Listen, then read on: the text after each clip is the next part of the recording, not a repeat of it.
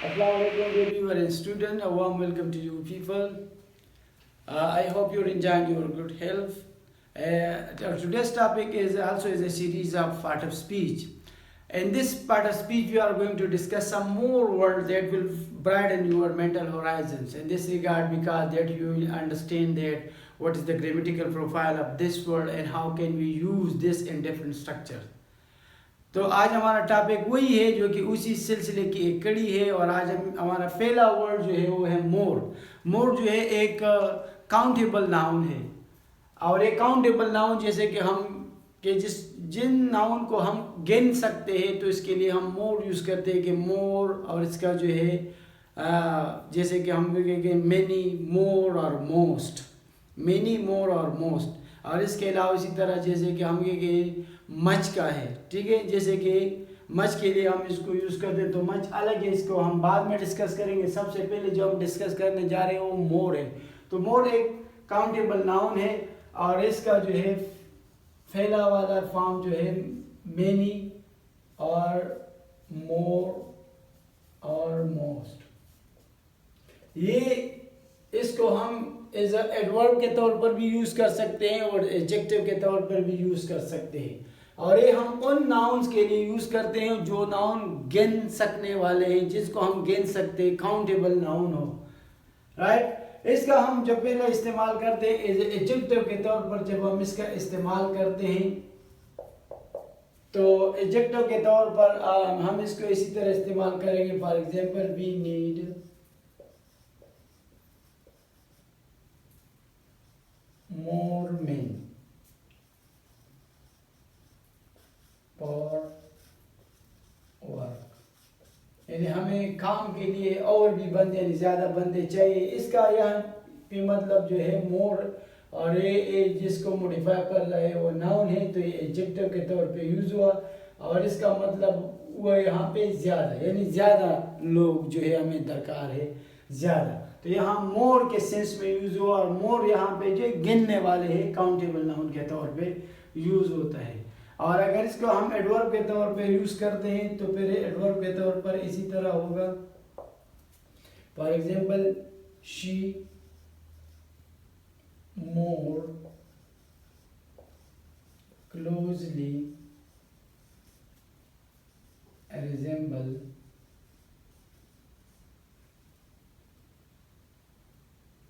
Her mother.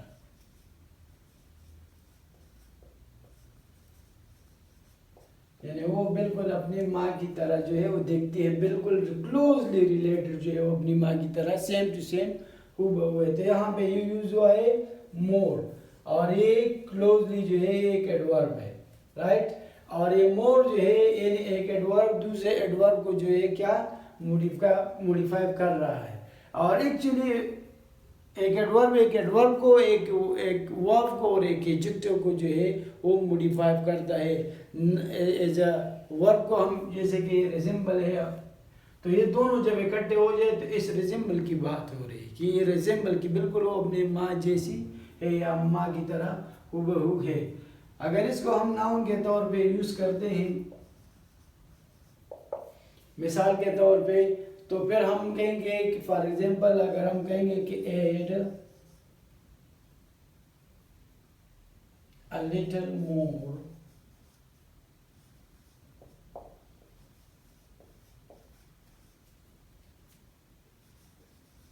To the mixture,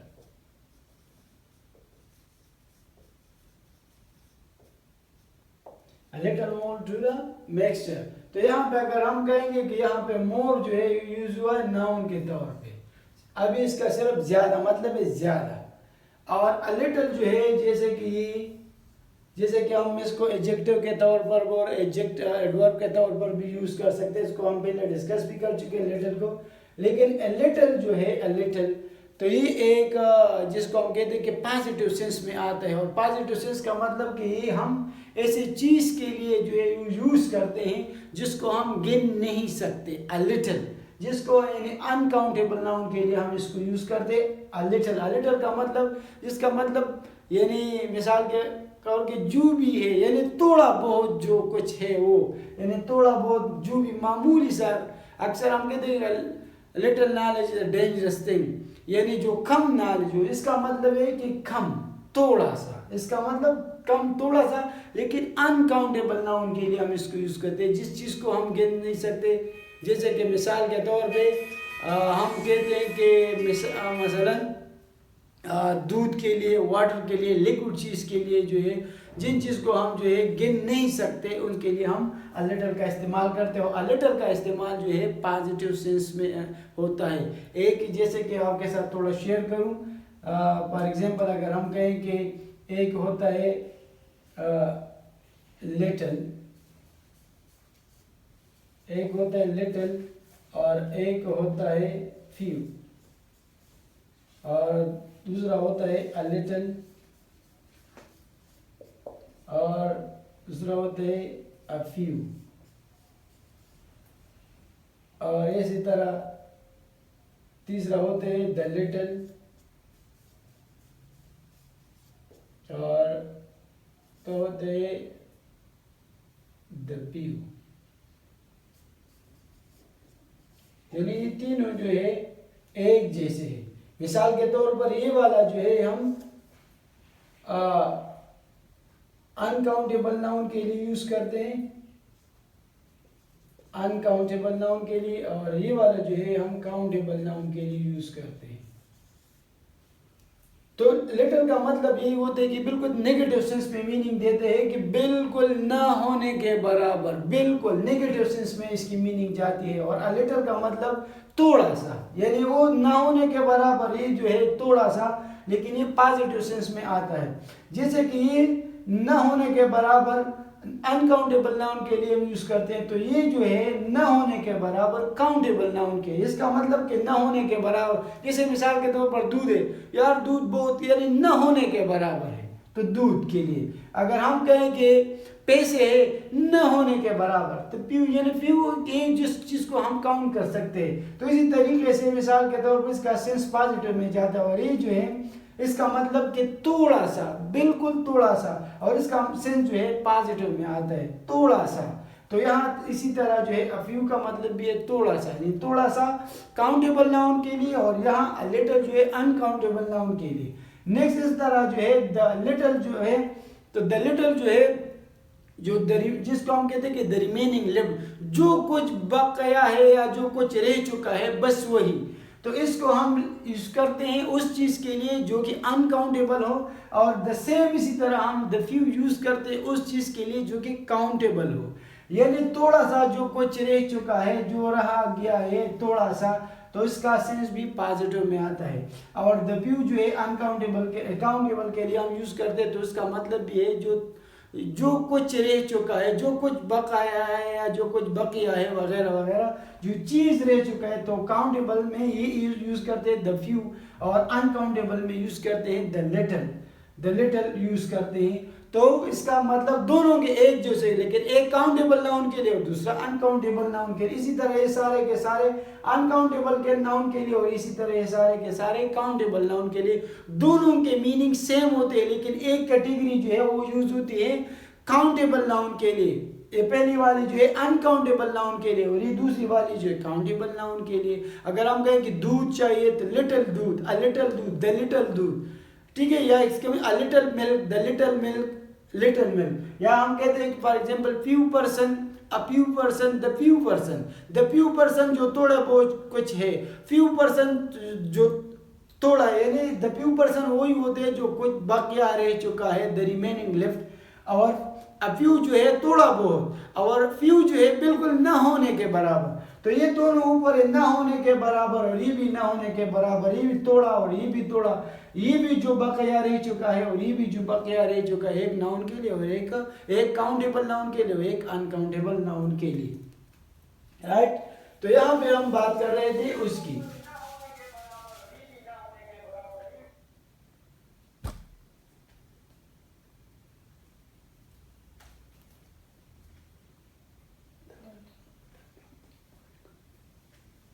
right, तो इसको हम जो है यूज करते हैं, इसको प्रोनाउन के तौर पे हम यूज करते हैं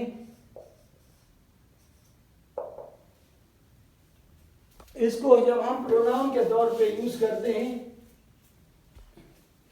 तो फॉर एग्जाम्पल हम लिख सकते हैं कि more of us were poor, more of us were poor, यानी अब यहाँ पे मोर जो है ये कौन से सेंस में यूज हुआ है, यानी प्रोनाउन के सेंस में यूज हुआ है। तो इसी तरीके से हम इसको मुख्तलिफ कैटेगरी में मुख्तलिफ ग्रामेटिकल प्रोफाइल के साथ यूज कर सकते हैं।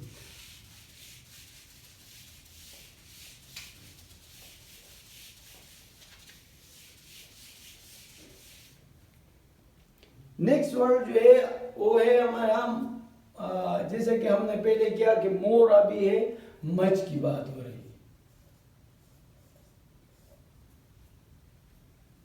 जैसे कि मच है तो मच हम इससे पहले कि हम वो काउंटेबल नाउन के लिए यूज करते थे, तो ये जो है अनकाउंटेबल नाउन के लिए हम इसको यूज करते हैं, अनकाउंटेबल नाउन के लिए। और मच जो है much, more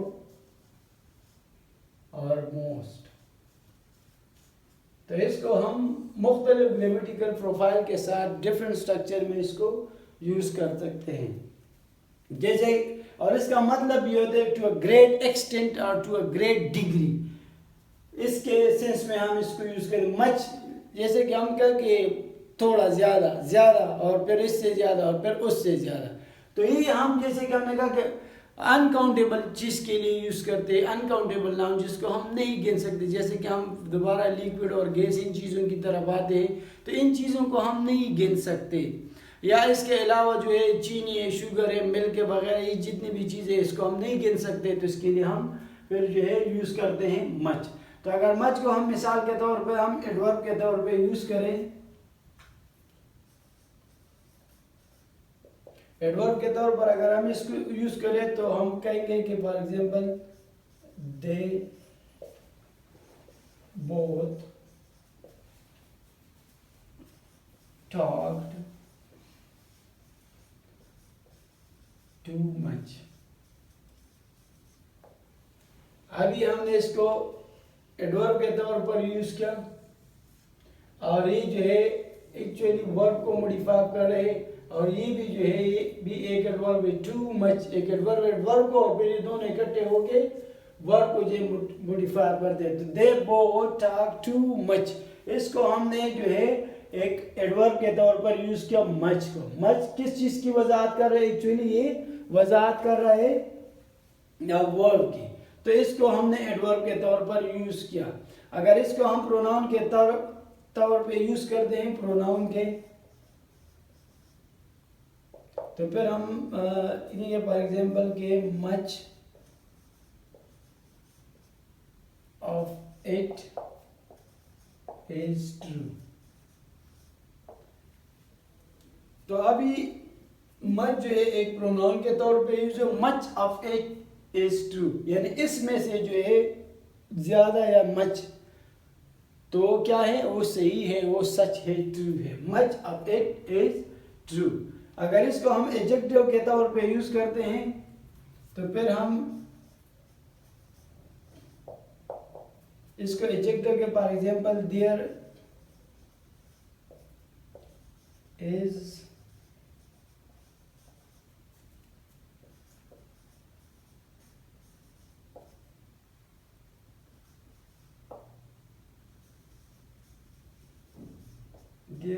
much truth in what you say।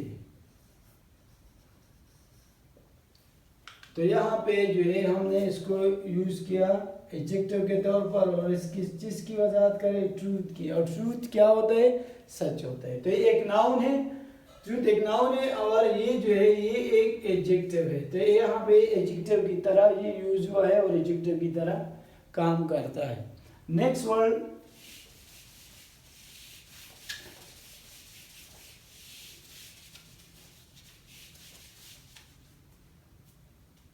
जो है वो है नियर। नियर, जैसे कि नियर का मतलब जानते हैं कि आप करीब या किसी चीज़ का करीब आना वगैरह वगैरह। तो इसको हम जो मुख्तलिफ वार में यूज़ कर सकते हैं। तो हम मिसाल के तौर पे अगर इसको एडजेक्टिव के तौर पे यूज़ करेंगे तो हम कहेंगे for example I can not C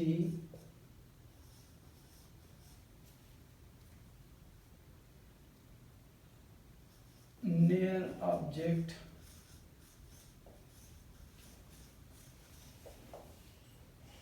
cannot see near object without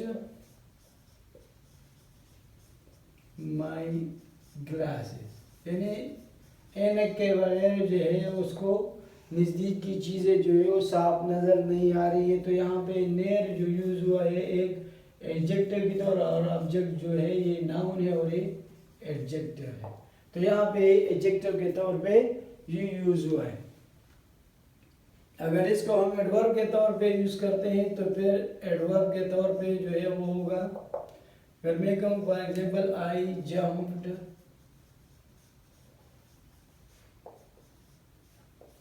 into the freezing water,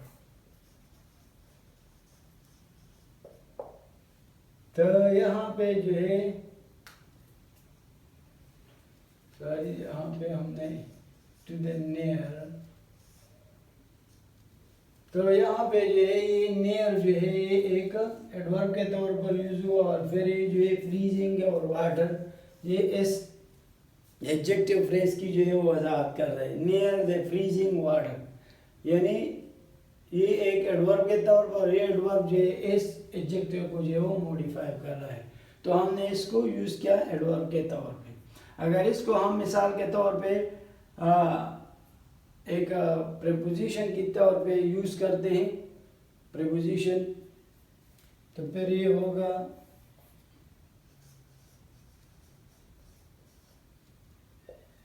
for example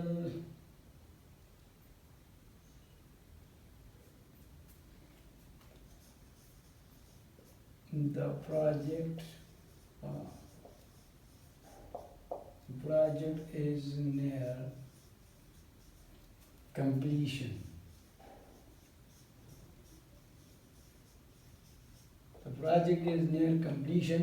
तो यहाँ पे ये क्या प्रीपोजिशन है, ये किस नाउन की और इसका इस नाउन के साथ जो है एक रिलेशन जो है, एक रिलेशन शो करता है, एक पोजीशन जो है वो शो करता है। तो यहाँ पे ही यूज हुआ है एक प्रीपोजिशन के तौर पे। अगर इसको मैं मिसाल के तौर पे वर्ब के तौर पर यूज़ करूँ नियर को, तो ये वर्ब के तौर पर ऐसे होगा, फॉर एग्जांपल अगर मैं कहूँ कि द एग्जाम इज नियर, अक्सर हम कहते हैं ना कि एग्जाम या इम्तिहान करीब आ रहे हैं, the exam is nearing, the exam is approaching, या the exam is driving near वगैरह वगैरह। तो तरह के सेंस में हम इसको यूज़ करें, लेकिन यहाँ पे नियरिंग जो है ये एक वर्ब के तौर पे हमने इसको यूज़ किया। और अगर इसको हम नाउन के तौर पे यूज़ करते हैं तो फिर इसका फॉर एग्जांपल अगर मैं कहूँ किसी के for example hi my nears and dares, तो अभी ये क्या बना, कौन से कैटेगरी में गया, अभी नाउन के कैटेगरी में आया।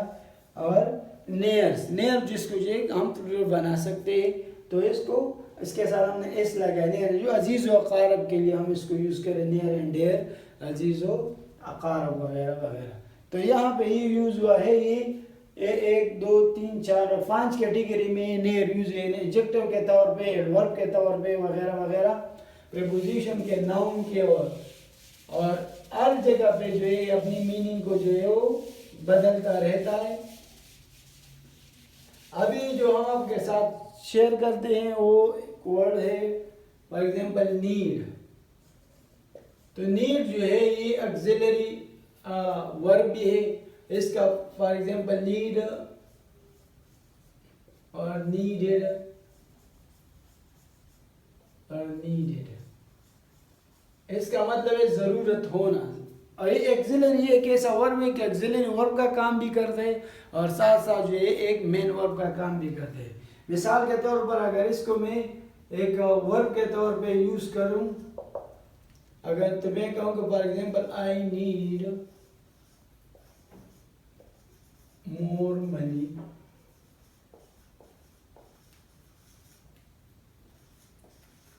फॉर द प्रोजेक्ट,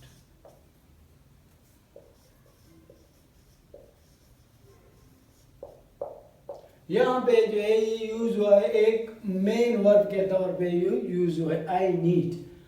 अगर इसको मिसाल के तौर पर मैं ऑक्सिलरी वर्ब के तौर पे यूज करता हूँ, ऑक्सिलरी वर्ब के तौर पे, ऑक्सिलरी वर्ब के तौर पर मैं इसको यूज करूँ तो फिर मैं कहूँगा फॉर एग्जांपल आई नीड या I needn't, need not, I need not do that, simple. अभी जो है इस सेंटेंस का मेन वर्ब जो है वो डू है और ये नीड नॉट जो है ये ऑक्सिलरी वर्ब के तौर पे सामने आया। ऑक्सिलरी वर्ब के तौर पे ये नीड नॉट जो है या नीडेंट जो है वो ऑक्सिलरी वर्ब के तौर पर, और डू जो है अभी क्या है वो एक मेन वर्ब का काम करता है। इसके अलावा अगर हम इसको नाउन के तौर पे यूज करें इस नीड को तो फिर हम कहेंगे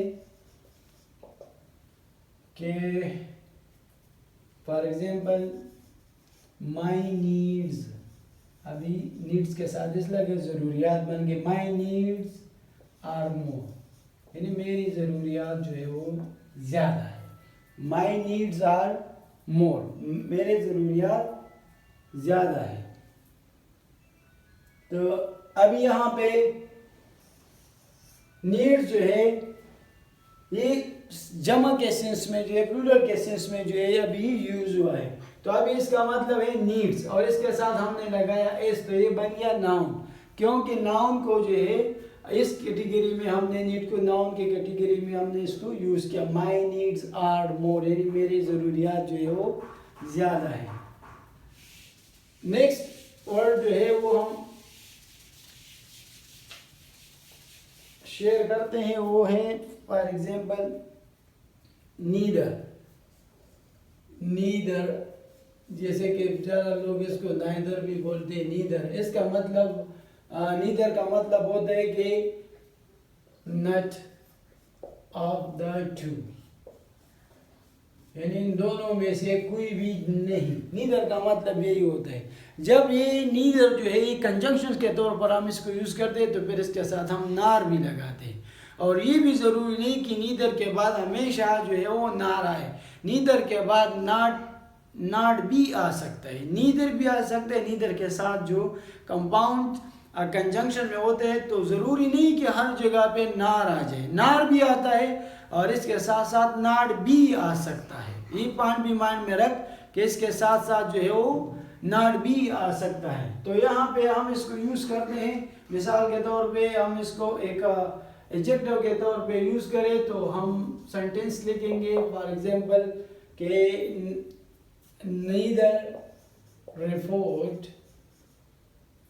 neither report is true, यानी कोई भी रिपोर्ट जो है वो ठीक नहीं है। neither report is true, यानी रिपोर्ट जो है कोई भी रिपोर्ट जो है ठीक नहीं है, करेक्ट नहीं है। तो ये नीदर जो है एज एडजेक्टिव के तौर पे और रिपोर्ट की वजाहत कर रहा है। रिपोर्ट जो है एक नाउन है। तो यहाँ पे ये तो बन गया एक नाउन फ्रेज, लेकिन इस नाउन फ्रेज में फिर ये एक काम करते हैं एक एडजेक्टिव का, और रिपोर्ट जो है एक नाउन है। तो इसी वजह से यहाँ पे ये जो यूज है एडजेक्टिव के तौर पे, अगर मैं कहूँ कि इसको प्रोनाउन के तौर पे यूज करूँ, प्रोनाउन के, तो फॉर एग्जांपल मैं कहूँ कि I have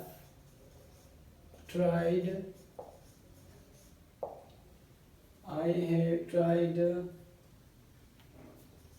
on board pens. I have tried on both pens, but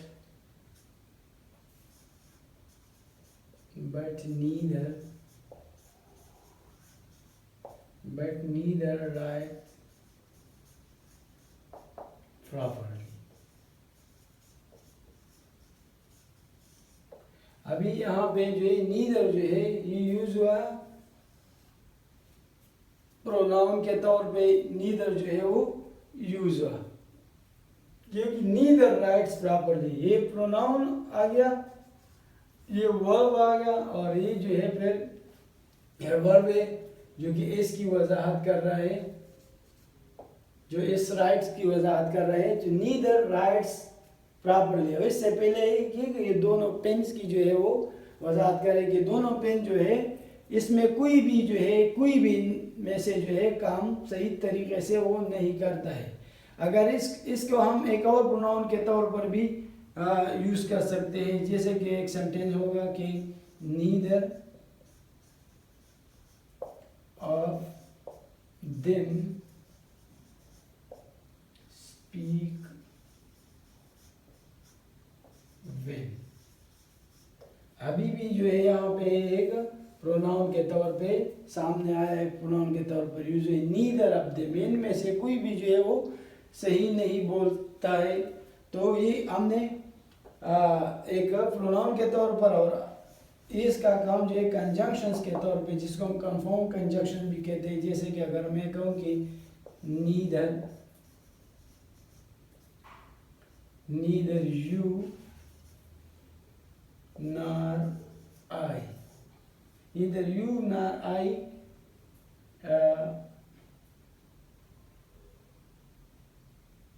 for example, neither you nor I